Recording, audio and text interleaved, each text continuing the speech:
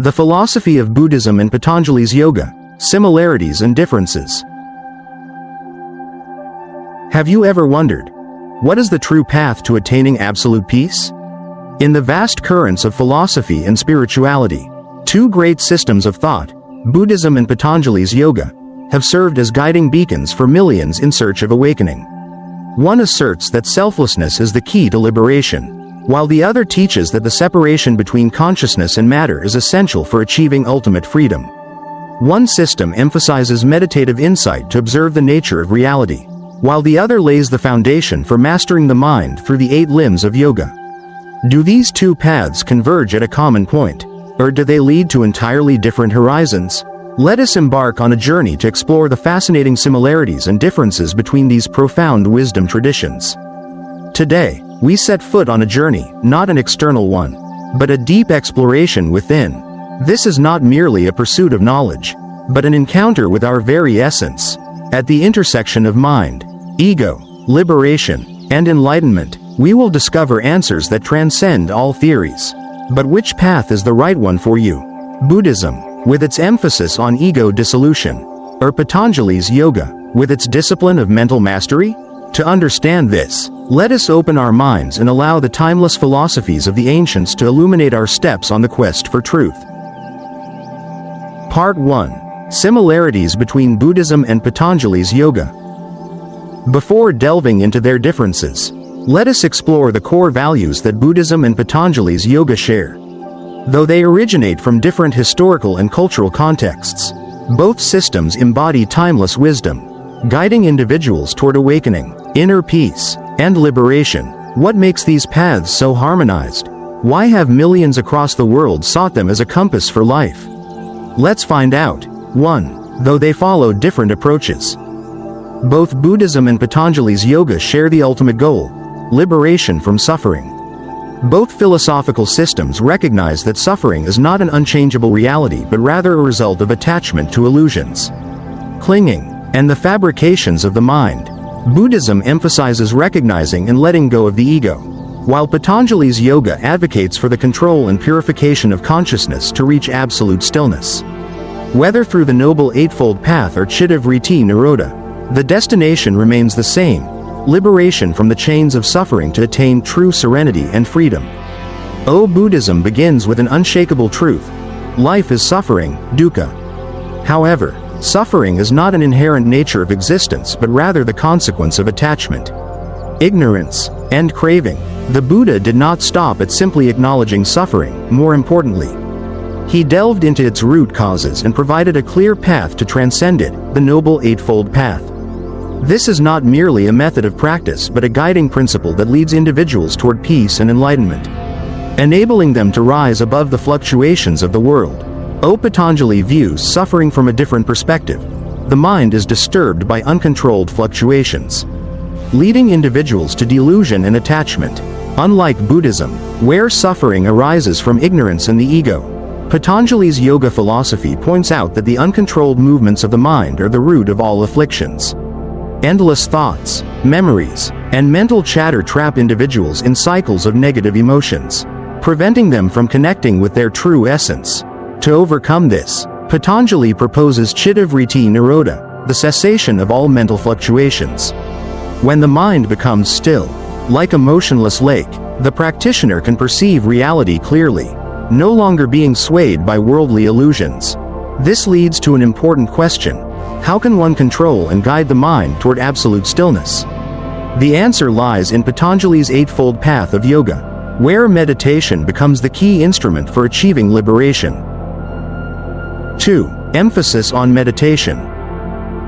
In Buddhism, meditation is not merely a technique but an entire path leading to enlightenment and liberation. The Buddha attained enlightenment while meditating under the Bodhi tree, where he transcended all illusions, confronted the deepest temptations of the mind, and ultimately realized the true nature of all things. Meditation in Buddhism is not just a practice but a continuous way of being, one that helps individuals release attachments, live fully in the present, and understand the ultimate truth. By observing the breath, emotions, and thoughts objectively, meditators can witness the arising and passing of all phenomena, leading to profound inner peace. This not only brings spiritual benefits but also improves mental well-being, reduces stress, and enhances daily life. That is why Buddhist meditation is not confined to a silent space but can be applied to all aspects of life, helping individuals maintain mindfulness and live more meaningfully.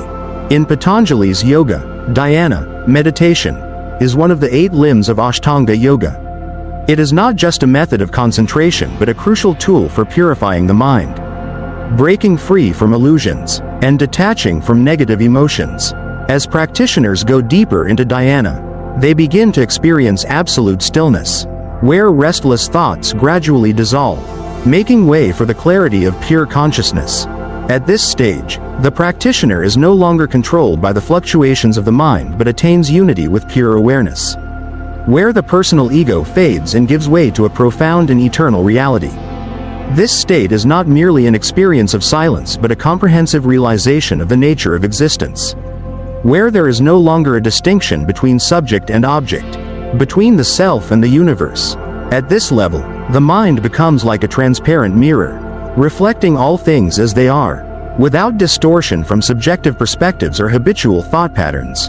The practitioner not only observes reality as it is but also feels an intimate connection with the entire cosmos, a unity that transcends the boundaries of conventional perception. Dhyana is not only a means to control the mind but also the foundation for achieving samadhi, the state of ultimate liberation. When practiced consistently and correctly, dhyana allows the practitioner to experience the union between self and the universe, surpassing all limitations of the ego and realizing the true essence of existence.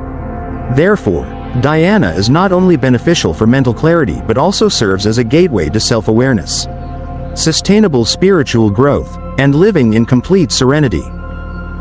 3. Non-attachment to the ego. Buddhism teaches anatta, non-self, the absence of a fixed, independent self. Human existence is merely a composition of the 5 aggregates, skandhas, which include form, physical body, sensation, feelings, perception, cognition, mental formations, thoughts and volition, and consciousness, awareness. Each of these components is in constant flux, arising and passing away due to conditions, meaning there is no permanent, unchanging entity that can be called the self. Buddhism points out that attachment to the idea of a personal identity is the root cause of suffering and rebirth. When one truly understands that the self is nothing more than an ever-changing stream of conditions, the practitioner gradually lets go of attachment, no longer being controlled by desires, anger, or delusions. This leads to a state of profound tranquility, where the mind is no longer burdened by the illusion of a fixed ego. Such an understanding not only reduces suffering when facing life's inevitable changes but also unlocks a deeper awareness of the interconnection between all phenomena, ultimately leading to the wisdom of liberation from worldly attachments. Patanjali does not explicitly teach the concept of non-self, but his philosophy emphasizes that true freedom is attained by recognizing the distinction between Purusha, pure consciousness, the true self, and Prakriti, the material world, including the mind and emotions. According to this perspective, Purusha is unchanging and untouched by worldly fluctuations, while Prakriti encompasses everything subject to transformation. In the practice of yoga, practitioners are encouraged to cultivate inner awareness and discern between pure consciousness and the influences of the external world. So how does one attain Kaivalya, ultimate liberation? Patanjali lays out a clear path through the 8 limbs of Ashtanga yoga, guiding practitioners step by step in mastering the mind and preventing it from being disturbed by emotions and illusions. By practicing dharana, concentration, dhyana, meditation, and ultimately achieving samadhi, absorption, the practitioner completely detaches from the fluctuations of Prakriti and merges into the supreme essence of Purusha. In this state, enlightenment is not just intellectual realization but absolute liberation from all worldly constraints. The clear distinction between Purusha and Prakriti becomes the key to freedom, enabling one to live without being caught in the cycles of ambition, fear, and ignorance. This is the highest state of awakening in yoga, where Purusha transcends the bindings of Prakriti, attaining absolute freedom, a state of pure serenity, untouched by any external influence. Part 2. Fundamental differences between the two systems. Have you ever wondered, if both Buddhism and Patanjali's yoga seek liberation. What makes them different? While these paths may share common ground, their approaches reflect entirely distinct perspectives on the nature of the self, the universe, and the path to freedom. In this section, we will delve into their core differences that go beyond mere theory and shape the way we perceive ourselves and the world around us. 1. The concept of the soul, Atman versus Anatta. Buddhism rejects the idea of an eternal, unchanging soul, emphasizing Anatta, non-self. According to Buddhist teachings, everything is merely a temporary combination of conditioned elements, dependent origination, constantly arising and ceasing. The very attachment to the notion of an immutable self leads to suffering and the endless cycle of rebirth. By realizing that the self is nothing more than an ever-changing stream of conditions, practitioners gradually let go of attachment and reach nirvana, the complete cessation of ego and illusions. Patanjali's yoga, in contrast. Patanjali's philosophy is rooted in the belief that an eternal soul, Purusha, exists beyond all material changes. According to Patanjali, true liberation, kaivalya, is attained when Purusha is completely separated from Prakriti, the physical world and the mind. Realizing that one is not the fluctuations of emotions or the distractions of the material world leads to absolute liberation. One path denies the existence of a permanent self, seeing all things as impermanent and arising through conditions. The other affirms an eternal, unchanging essence that transcends worldly fluctuations. Is human nature an impermanent flow, as the Buddha taught, or an eternal soul, as Patanjali claimed? The answer may not be simple, but the journey of discovery itself will bring you closer to understanding your true self. 2. Approach to practice.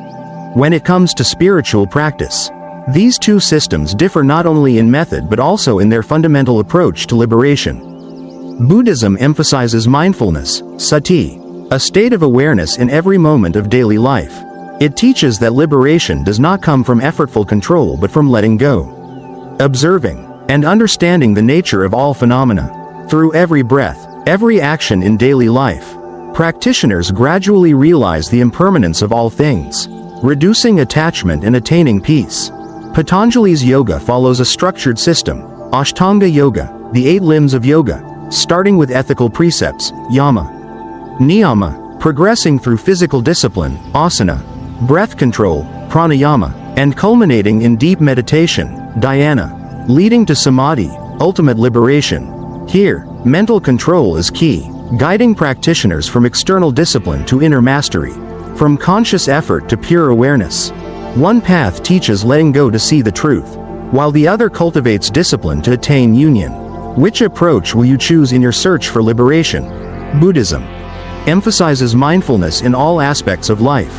Patanjali's yoga follows a structured path through the 8 limbs, starting with moral discipline, yama, niyama, progressing through physical and breath control, asana, pranayama, and ultimately leading to deep meditation, dhyana, and absolute liberation, samadhi.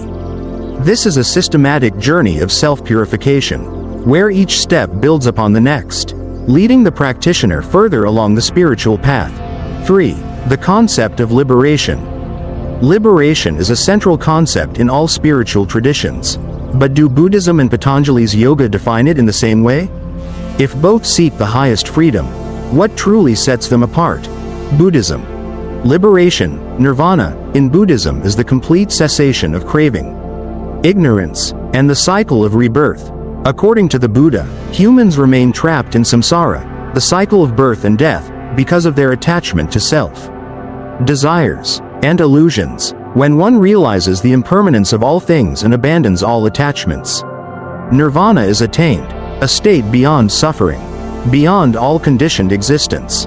Patanjali's yoga, in contrast, liberation in yoga is known as kaivalya, the total separation of Purusha, pure consciousness, from Prakriti, the material world, including mind and emotions. According to Patanjali, the mind is constantly disturbed by worldly distractions. When a practitioner masters the mind and reaches samadhi, Purusha becomes completely free from the influence of the external world, existing in its purest, untainted state. One path teaches complete renunciation, while the other emphasizes absolute detachment. Is liberation the dissolution into reality? Or is it the separation from worldly illusions? Which path will lead you to true freedom? Part 3. Practical lessons for modern life. Philosophy can be profound and insightful, but if it cannot be applied to real life, it remains nothing more than abstract ideas floating in the mind.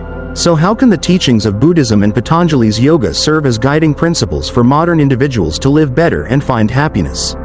Let's explore how these ancient philosophies can transform into valuable life practices. No matter which path you choose, remember that true peace does not come from the external world, but from within your own mind. If you seek awakening in everyday life, Buddhism is the path for you. Practice self-observation, recognize your emotions, and cultivate mindfulness in every small action, from waking up, eating, working, to going to bed. You don't need to become a monk to apply Buddhist teachings, but by integrating mindfulness into your daily routine, you can find tranquility amidst the chaos of life. If you want a structured approach to mastering both body and mind, Patanjali's yoga may be the ideal choice. Begin with discipline, starting from ethical principles to breath control, physical postures, and gradually moving into deep meditation.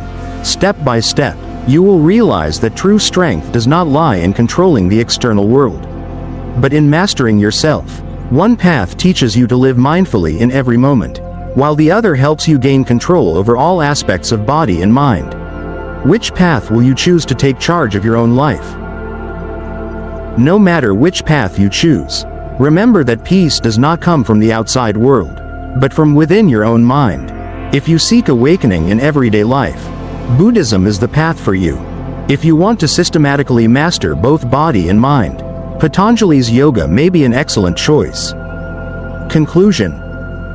Which path resonates with you more, Buddhist meditation or Patanjali's yoga? What aspects of these philosophies speak to you the most? Share your thoughts in the comments, as your perspective might inspire someone else on their journey. And if you want to continue exploring profound philosophies that illuminate the mind and elevate awareness, don't forget to like, subscribe, and turn on notifications so you won't miss any valuable upcoming content.